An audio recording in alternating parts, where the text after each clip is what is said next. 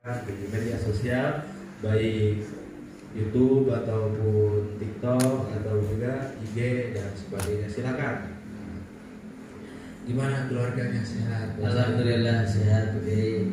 Anak sehat. Alhamdulillah. Istri sehat. Alhamdulillah. Baik Ustaz, sebetulnya kami sangat menanti kedatangan Pak Ustaz dari tadi. Alhamdulillah ini ceramah kita yang sangat kita nantikan, baik yang ada di studio ataupun yang ada di rumah, untuk mendengarkan tausiahnya kepada Ustaz Yudi Prayoga, sarjana pendidikan Islam, sarjana hukum, dan MM, penceramah LDNU Kabupaten Subang, atau bisa disapa dengan Dai Cabai Rawit. Kepada sobat yang ada di rumah ataupun yang sedang mendengarkan, selamat mendengarkan. Assalamualaikum warahmatullahi wabarakatuh. Hamdan wa syukran lillah, salatan wa salaman ala rasulillah Muhammad ibn Abdullah, amma ba'du.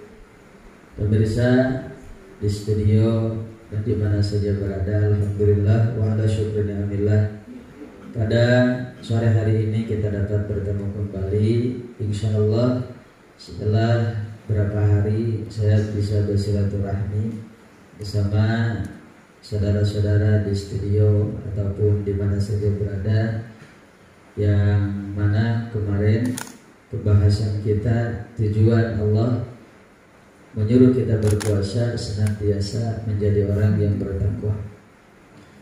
Kalau kita berbicara masalah takwa, takwa itu, ciri orang yang bertakwa itu tentunya banyak sekali. Tapi Allah Subhanahu wa taala salah satunya dalam Al-Qur'an, ciri orang yang bertakwa itu sebagaimana tenaga sedekah dengan tenaga. Kita membantu teman, membantu sanak saudara, membantu tetangga, itu pun sedekah dengan tenaga, itu pun sama, namanya dengan sedekah. Ustaz, uang tidak punya, tenaga nggak ada, bahkan pemikiran pun tidak punya, cukup dengan senyum saja, itu pun sama dengan sedekah. Cuman pakai, kalau kita sedekah dengan senyuman itu ada syaratnya. Apa syaratnya? Harus ada yang lain.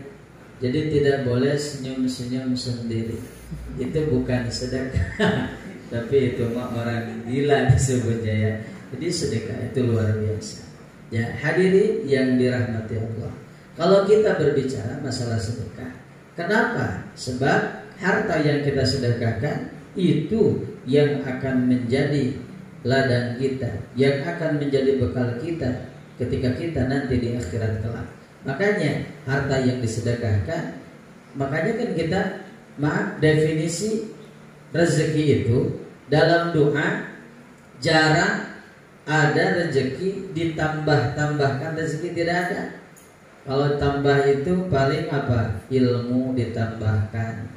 Kalau rezeki biasanya bukan ditambah, tapi diberkahkan oleh Allah Subhanahu wa taala.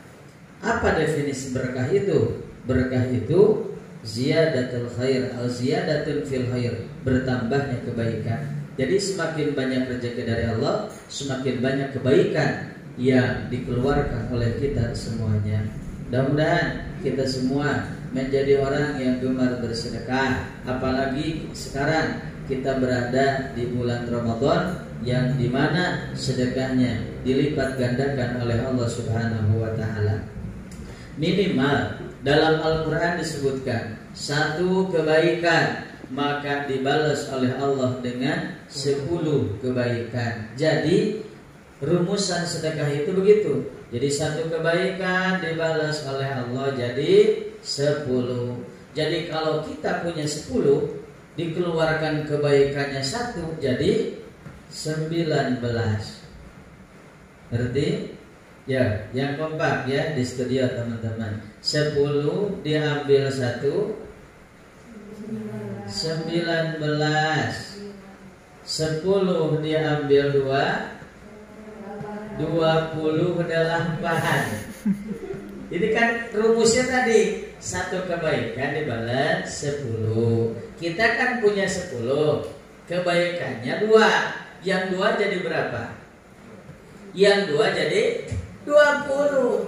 Yang 10 jadi 8. Jadi 20 jam 8 28. 10 diambil 3. Ya, pinter. 10 pemirsa di rumah juga ya, di rumah juga sambil menghitung. Kita kembali lagi dulu ketika SD. 10 diambil 4, 10 diambil 5, gelo sekalian. 10 ambil 10, 100.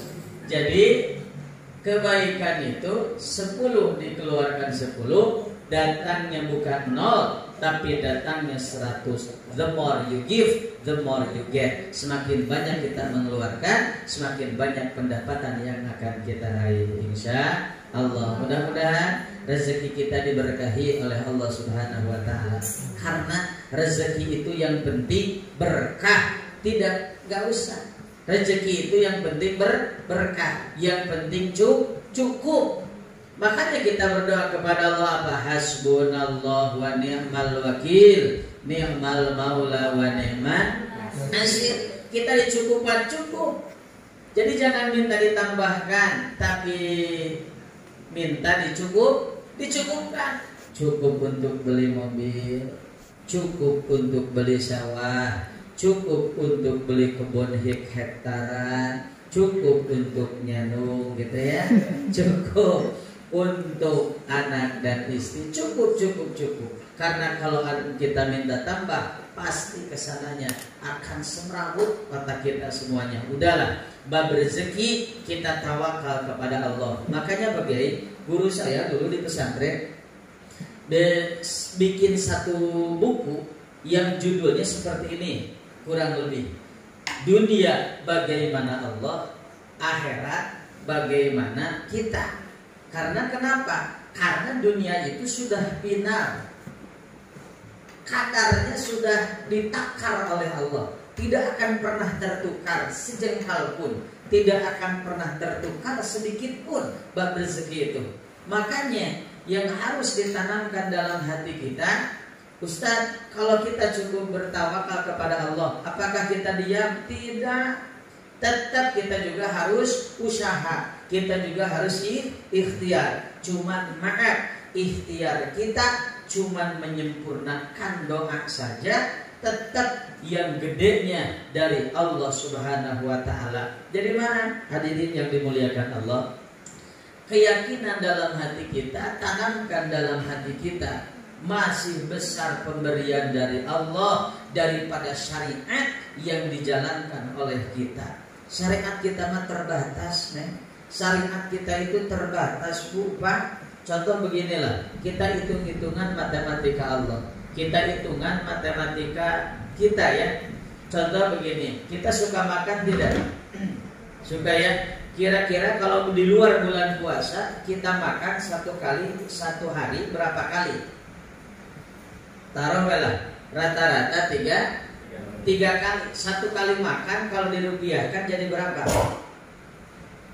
Jadi contoh ada yang 10.000, ada yang 15, ada yang 15.000, ada contoh begitu 15.000. Berarti satu kali makan kita harus punya uang untuk satu orang 15.000. Sedangkan kita makan sehari itu 3 kali. Berarti kalau 3 dikali 15 berarti 45.000 buat makan kita satu hari sendiri.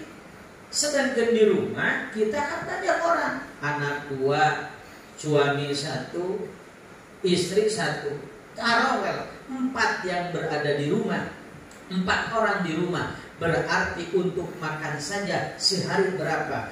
45.000 dikali 4 sama dengan 180.000 rupiah. Itu teh untuk makan saja. Belum beli cuanki, belum beli bakso, belum beli kuota, belum belanja belanja online, taruh Pak Kiai, kita harus minimal punya uang sehari 200.000 lah. Kalau kita pengen makan yang biasa. Sedangkan 1 bulan berapa hari? 30 hari. Berarti kalau 200.000 dikali 30 sama dengan 6 juta. Jadi maaf hadirin, untuk makan saja minimal gaji Bapak di luaran sana, gaji Bapak kita minimal sebulan harus 6 juta. Sekarang kita berpikir berapa juta gaji kita sebulan? Ada yang 1 juta mungkin, ada yang 2 juta. Berarti maaf, kalau gaji kita cuma 2 juta, dari mana yang 4 juta lagi? Bukan dari Allah Subhanahu wa Ta'ala. Berarti yakin masih besar pemberian dari Allah daripada syariat yang kita jalankan. Alhamdulillah ya Rabbil alamin. Kita tahu ya, namanya hewan, ada hewan yang ditanya apa? Cicak ya, cicak. Itu cicak itu hidupnya di mana? Di tembok. Bahkan ada yang di langit-langit, di plafon rumah. Itu cicak itu makanannya apa? Makanannya itu nyamuk. Sedangkan cicak tidak bisa terbang, sedangkan nyamuk bisa terbang. Bagaimana cara makannya? Apalagi cicak saja. Tapi maaf, ketika cicak mau makan, bukan cicak tapi nyamuknya yang nyamperin kepada cicak. Artinya apa? Cicak saja yang cuma hidupnya seperti itu, Allah Subhanahu wa Ta'ala jamin rezekinya, jamin apanya, jamin kehidupannya. Apalagi kita fi ahsani taqwim, disempurnakan oleh Allah, sebaik-baiknya penciptaan, sebaik-baiknya Allah Rabbul Alamin menciptakan kita. Apalagi kita dijamin oleh Allah Subhanahu wa Ta'ala dari rezekinya, nasibnya. Apapun dunia bagaimana Allah, cuman akhirat bagaimana kita. Allahumma sholli wa sallim wa barik alaihi. Maka kalau kita berbicara masalah sedekah, dalam kitab Bughiyatul Murid Tersyidin, Imam Suyuti mengatakan, Imam Suyuti mengklasifikasikan sedekah itu terbagi tanqasimu ala khamsati aqsamin, terbagi menjadi 5 bagian. 1 dibalas 10 kebaikan kita kalau kita sedekah kepada fakir miskin. Fakir miskin 1 kebaikan diberikan kepada mereka yang membutuhkan fakir miskin, maka 1 kebaikannya dibalas oleh Allah jadi 10 kebaikan. Kemudian ada lagi Ustaz yang paling besar selain fakir miskin, ada sedekah kepada siapa? Sedekah kepada musafir. Sedekah kepada musafir itu kata Imam Suyuti 1 kebaikannya dibalas oleh Allah jadi 90 kebaikan. Ya, ada lagi yang lebih banyak Ustaz, ganjaran sedekah, pahala sedekah ada. Kepada siapa? Kepada anak yatim. Kepada anak yatim 1-nya dibalas oleh Allah dengan berapa balasan? Yaitu dengan berapa kebaikan, tiada lain yang disebut dengan 900 kebaikan. Ada lagi yang lebih besar pahalanya Ustaz, sedekah ada. Kepada siapa? Sedekah kepada orang tua. Sedekah kepada orang tua, maka 1 kebaikannya dilipat gandakan oleh Allah, dibalas oleh Allah dengan 100.000 kebaikan. Makanya bagi yang masih mempunyai orang tua, masih yang mempunyai ibu dan bapak, jangan kita sia-siakan. Kita mengabdikan diri kepada mereka, kita berbuat baik kepada mereka, berbanyak. Jadikanlah raja bagi kita mereka. Tentunya insya Allah kita akan dijadikan raja oleh Allah Subhanahu wa Ta'ala. Kemudian ada lagi yang lebih baik, ada lagi yang lebih banyak ganjarannya, dahsyat ganjarannya daripada itu ada. Kepada siapa kita sedekah? Kepada ulama ahli fikih, kepada ustaz, kiai, ajengan, mubalik. Berapa ganjarannya? Pahalanya dilipat gandakan, diberikan oleh Allah. 1 kebaikannya dibalas oleh Allah 100.000 kebaikan. Alhamdulillah Ai cita-cita eta Ustaz kan mani gede-gede teh cenah pahala. Buat jejienan ngumpul, bukan jejienan, ini mah sudah bandrol, ini tuna. Oh, makanya ya masih saya mau tanya ini cinta ke Ustaz nih, cinta sayang ke Ustaz, enggak ya, tapi tara barang-barang. Insya Allah kita doakan mudah-mudahan beliau sehat semua, amin ya rabbal alamin. Ciri orang yang bertakwa itu yang pertama tadi apa? Alladzina yunfikuna fis-sarra'i wad-dharra, orang yang senantiasa menafkahkan hartanya di jalan Allah nalika lapang, ketika lapang dan ketika sempit. Yang kedua, ciri orang yang bertakwa itu dalam Al-Qur'an disebutkan oleh Allah wal kadhiminal ghaidh, orang yang bisa menahan amarah, orang yang bisa menahan hawa nafsunya. Tegesna kieu lah cek Sunda mah anu takwa mah jalmina teh tara gede amak. Tuh, saya mau tanya kepada teman-teman sahabat di studio atau di rumah masing-masing, suka ada yang suka ambek-ambekan? Suka. Alhamdulillah. Ya, jangan. Kata Nabi bagaimana? La taghdab walakal jannah. Jangan marah, Anda insya Allah tentunya orang yang jarang marah pasti masuk surganya Allah Subhanahu wa ta'ala. Tapi orang yang suka marah, kita lihat ya fisiknya ataupun mimiknya orang yang lagi marah pasti merah, pasti nafsu, sebab mereka dekat dengan neraka. Tapi orang yang tidak pernah marah insya Allah jadi penghuni ahli surganya Allah Subhanahu wa ta'ala. Makanya Pak Kiai, kita ya dulu kita di pesantren kan guru-guru suka ngomong, Nabi itu jangankan kepada siapa, jangankan kepada orang lain, Nabi itu kepada istrinya sendiri nggak pernah bilang nama. Sampai ke Aisyah itu kan nggak pernah bilang nama Rasul itu, bilangnya ya Humairah, wahai istriku yang pipinya kemerah-merahan. Ya, ibu-ibu di rumah pernah disebut Humairah sama suami? Oh enggak pernah. Kenapa? Oh hitam. Enggak apa-apa. Kalau hitam enggak usah Humairah, diganti saja. Wahai bojoku yang pipisnya, yang hidung kagede-gedekan. Bisa. Itu saking apanya? Saking Nabi itu luar biasa. Bahkan Nabi itu sifatnya dalam Al-Barjanji pada sebelumnya, wa kana sallallahu alaihi wasallam syadidal haya'i wat tawaddu. Jadi Rasul itu syadidal haya wat tawaddu. Tawaddunya luar biasa. Jadi dua ciri orang yang bertakwa itu orang yang bisa mengendalikan amarah, orang yang bisa mengendalikan hawa nafsunya. Yang terakhir, ciri orang yang bertakwa itu paling sedikitnya apa?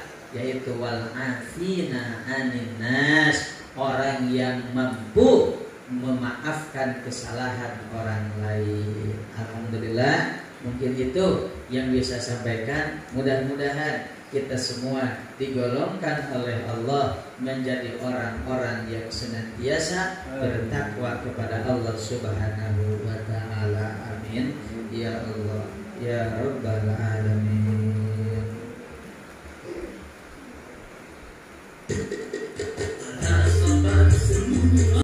Yang ada di rumah ataupun yang ada di kendaraan ataupun yang ada dimanapun yang sedang mendengarkan radio, biasanya di kanal, di kolong jembatan juga bisa, di sawah, di saung, pokoknya yang sedang mendengarkan radio ataupun yang menyaksikan dan juga mendengarkan acara Media Ramadan ini, masih bersama kami dengan penceramah yang kita cintai, yaitu Al-Ustaz Yudi Prayoga SPDI SHMM.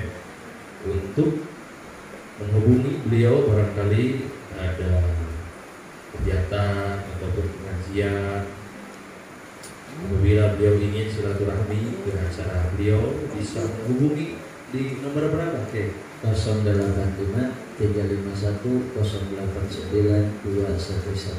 bisa diulangi? 085 351 089 211. atau ingin menyaksikan tayangan ulang bisa dilihat dari channelnya Boarding School Al-Muntaj ataupun di TikToknya, baik di TikTok ataupun di YouTube.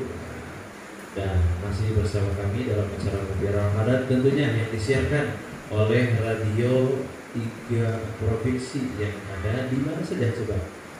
Radio Muara Jakarta 693 AM, Radio Muara DC Subang 102,1 FM, Radio Muara Subang 88,7 FM, kemudian Radio Muara Pantai Selatan 91,5 FM, kemudian Radio Muara Cirebon 98,5 FM, kemudian Radio Muara Sang Cilegon 96,9 FM, kemudian Radio Muara Karanti 105,6 FM Pandeglang, Banten, kemudian yang ada di Subang Radio Aditya Subang 91,5 FM, kemudian Radio Patroman Banjar 104,1 FM, kemudian Radio Rangga Bolang 96,4 FM. Dan acara ini disponsori oleh Propolis 69, Biaini 69, Madu Herbal 69, dan Amesol. Untuk para sobat yang ingin atau membutuhkan produk tersebut bisa menghubungi call center yang telah disebutkan tadi, ataupun di radio terdekat, ataupun di agen-agen terdekat, dan juga bisa didapatkan di apotek-apotek terdekat. Dan acara ini disiarkan langsung dari Yayasan Pendidikan Al-Muntaj yang beralamat di Jalan Sindang Raya, Kecamatan Tanjung Siang, Kabupaten Subang.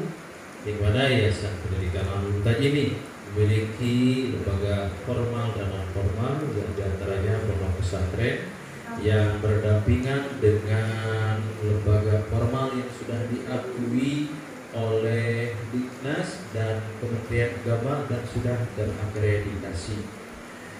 Baik, para sobat, masih bersama guru kita yaitu Al-Ustaz Yudi Prayoga SPDI SHMM. Beliau adalah Ustaz. Ini masuk kepada sesi selanjutnya, yaitu sesi tanya jawab. Baik, para sobat yang ada di rumah atau di kendaraan, barangkali ini ada yang mau bertanya, silahkan bisa masuk via WhatsApp kami ataupun WhatsApp untuk pesantren ini di 0821197191.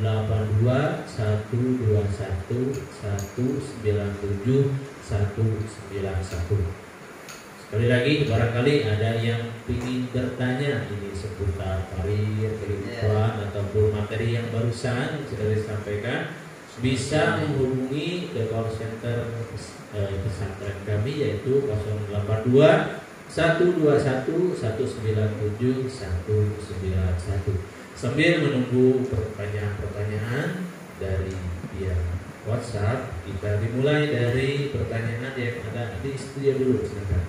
Silakan. Assalamualaikum warahmatullahi wabarakatuh. Waalaikumsalam warahmatullahi wabarakatuh. Perkenalkan, nama saya Adila, asal dari Purwakarta. Izin bertanya Pak Ustadz. Iya, monggo. Tadi kan sedikit membahas tentang sedekah. Nah, sedekah yang paling sederhana selain senyuman itu apa sih Pak Ustadz? Mohon dijawab, terima kasih. Ada lagi mungkin biar nanti di sekalian jawabnya. Ya. Assalamualaikum warahmatullahi wabarakatuh. Waalaikumsalam warahmatullahi wabarakatuh. Perkenalkan, nama saya Nurul dari Cilacap. Izin bertanya Pak Ustadz. Iya, silakan. Kan tadi membahas takwa ya Pak Ustadz. Iya. Takwa yang paling sederhana itu apa ya? Terima kasih. Wassalamualaikum warahmatullahi wabarakatuh. Waalaikumsalam warahmatullahi wabarakatuh. Sekarang jawabnya. Silakan jawab kedua. Takutnya minggu depan jawabnya. Yang pertama tadi, selain dengan sedekah senyuman, yang paling sederhana sedekah itu apa? Dan tadi yang disebutkan itu termasuk sedekah yang sederhana. Ya, sedekah yang sederhana itu tadi apa?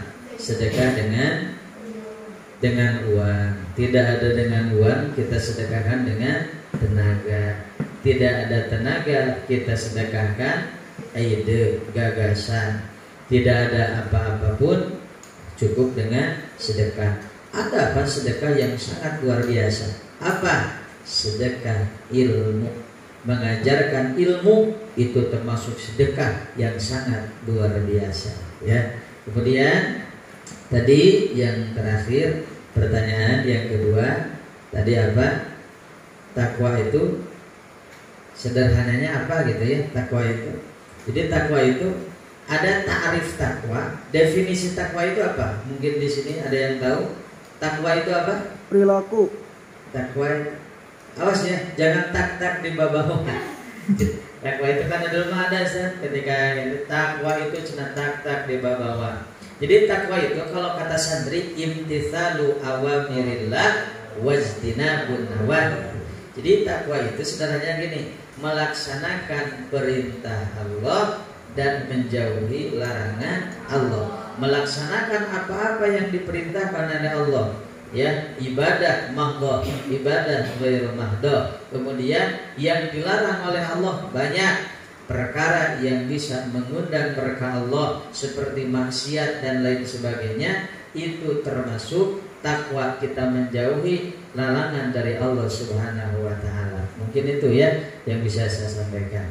Selanjutnya silakan kita ngobrol aja lagi. Silakan.